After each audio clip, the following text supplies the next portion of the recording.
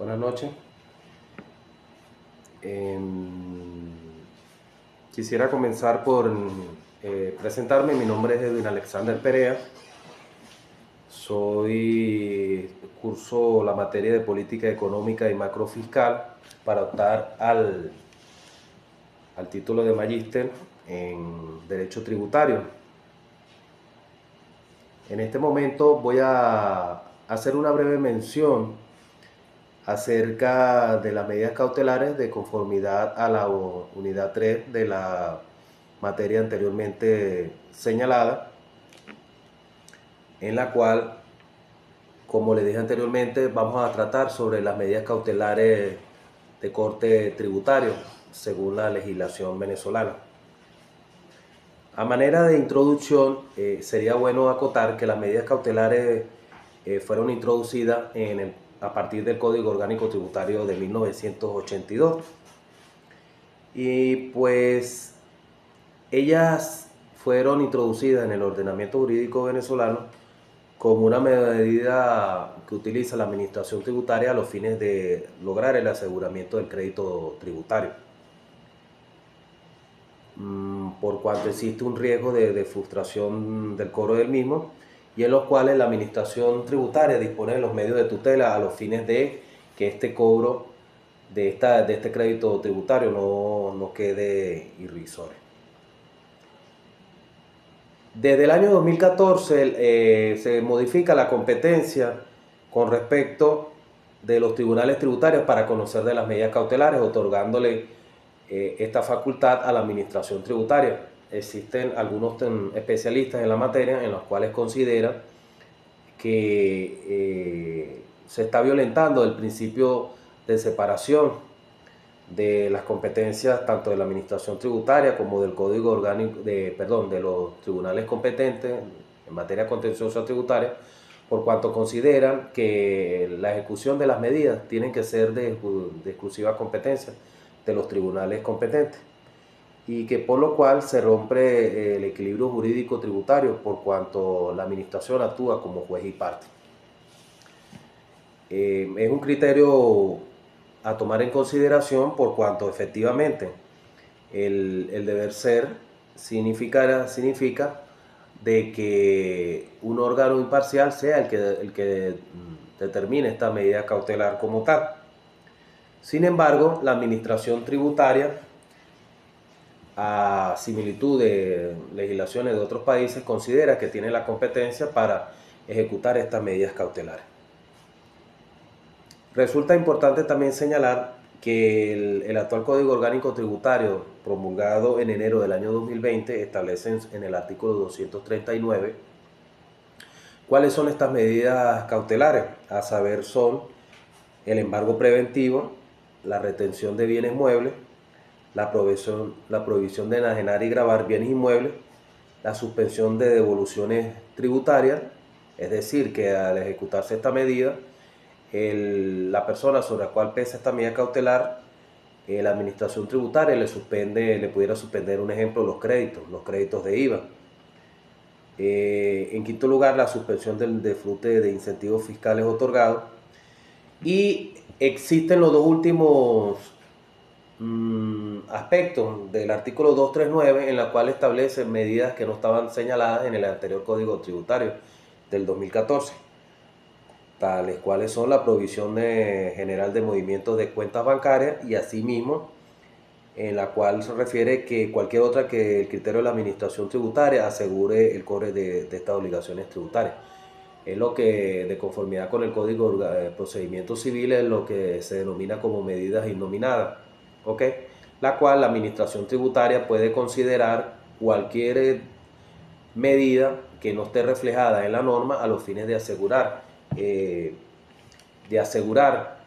el cobro de este crédito fiscal. ¿Ok? Hay dos puntos también que hay que tomar a consideración, que el Código Orgánico Tributario no establece. Sin embargo, la doctrina así lo ha señalado, en la cual, en caso de existir riesgo de percepción del crédito a favor de varias administraciones tributarias, prevalecerá el crédito decretado por la Administración Tributaria Nacional, y asimismo de que la posibilidad de que la Administración Tributaria pueda adjudicarse un bien que haya sometido a remate y el cual dicho remate haya quedado desierto. Hay un punto a tomar en consideración que son las características de las medidas cautelares. Entre las características pudiéramos señalar la instrumentalidad, que quiere decir que en definitiva la medida cautelar viene emanada, no puede convertirse en definitiva, sino que viene ineludiblemente establecida de una providencia anterior. ¿Ok? Asimismo, pudiéramos hablar de la provisoriedad, la cual indica que la misma tiene que estar supeditada a un tiempo determinado, es decir, la medida cautelar no es ineludible, no es permanente en el tiempo, ¿ok? Ella está supeditada a la duración del proceso como tal. Una vez finalizado el proceso y una vez se debe proceder a ejecutar la medida y finalizado el proceso, ya no tiene razón de ser la medida cautelar después de ejecutada, de no lograrse el pago del crédito de la deuda fiscal por parte del sujeto pasivo. Asimismo, entre otras características, pudiéramos hablar de la variabilidad, que es en la cual la norma tributaria le permite al sujeto pasivo que está sujeto a esta deuda modificar esta medida cautelar o cambiar esta medida cautelar por una garantía que garantice la deuda que posee con el fisco. Y por último, la urgencia. Entre estas características, la urgencia, que su característica principal es garantizar el resultado de la decisión de fondo, no es otra, sino que la medida cautelar, el fin primordial es garantizar para la administración tributaria que se logre la creencia de la misma y que no vaya a quedar ilusorio el pago.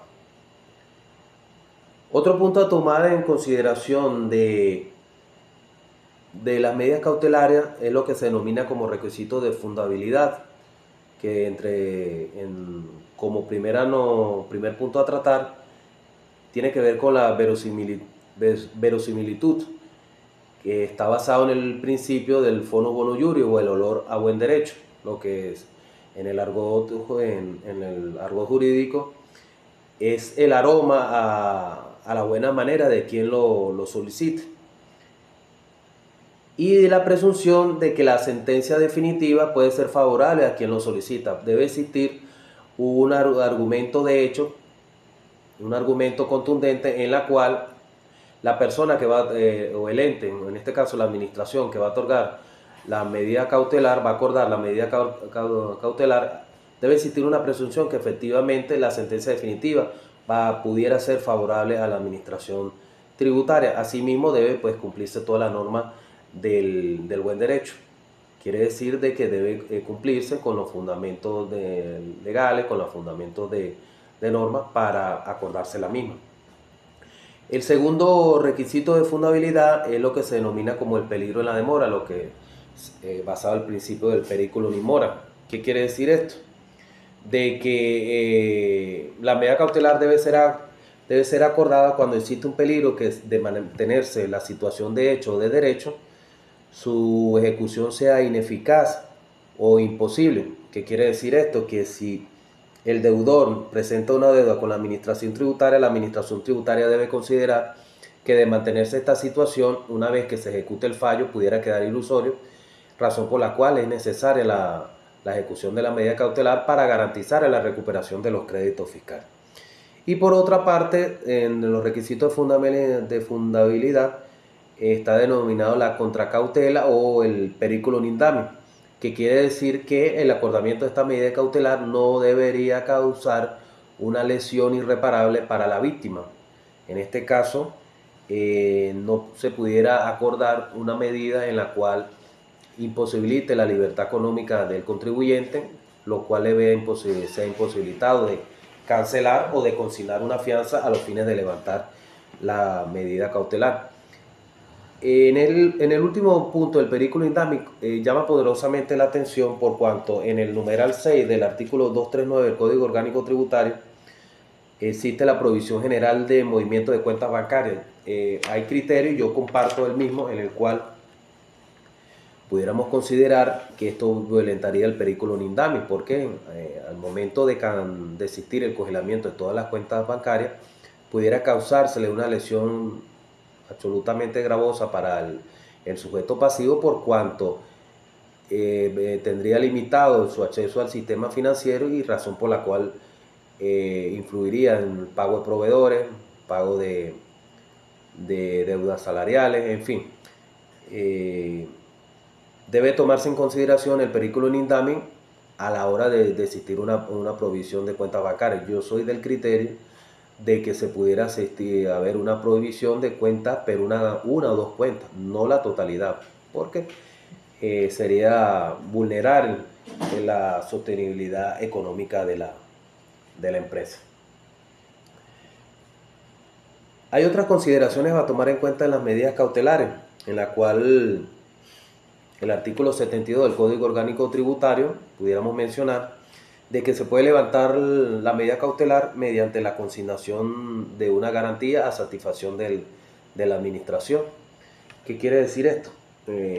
Si existe una deuda determinada y una vez que la administración tributaria ejecuta la medida cautelar, esta cantidad de dinero se consigna no como pago definitivo, ¿ok?, sino como garantía de parte del sujeto pasivo, a los fines de que si la sentencia definitiva de la administración o del ente, de la administración tributaria, sea a favor de la administración como tal, mediante esta fianza pueda ejecutar o pueda percibir los créditos que tiene el sujeto pasivo para con la administración tributaria.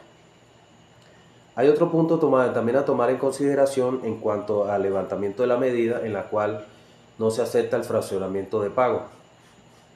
Se debe consignar una garantía por la totalidad, y de la creencia que se tiene con la administración tributaria debe ser cancelada en su totalidad.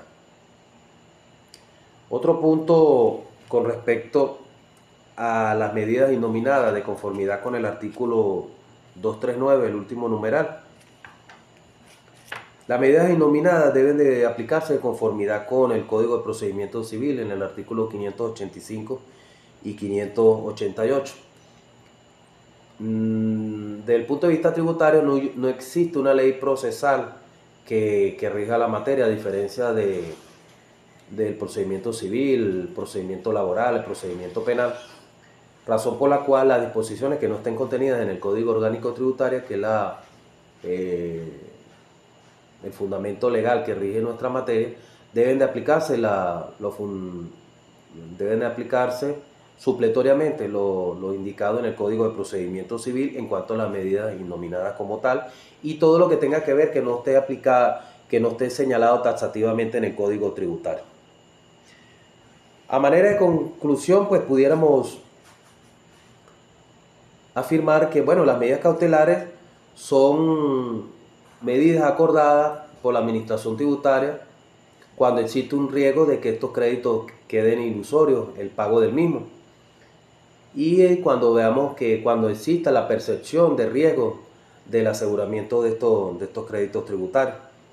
Asimismo, existe la novedad a partir del 2014 de la desjudicialización de las medidas cautelares, por cuanto existe criterios realmente doctrinales en los cuales considera de que es una competencia exclusiva del sistema judicial. Hay algunos tributaristas especialistas en la materia, las cuales consideran que la administración tributaria en este caso haría a las veces de juez y parte. Entonces existe una afirmación en la cual se considera de que con la facultad de aplicar las medidas cautelares por parte de la administración tributaria estamos en vista de una desjudicialización de las medidas cautelares. Y por último, pudiéramos afirmar que las medidas cautelares deben de ser acordadas cuando las mismas tienen carácter definitivamente firme. Es decir, de que ya hay una sentencia o una providencia en la cual ha determinado, ha determinado la creencia como tal. Bueno, este es a grandes rasgos algunas observaciones referentes a las medidas cautelares. Es un tema bastante largo, hay bastante material en la web. Con respecto al mismo, quise hacer una reflexión bastante corta, a grandes rasgos,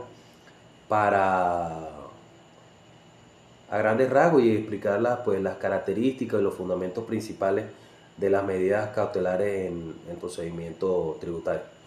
Muchas gracias, espero que haya sido de su atención.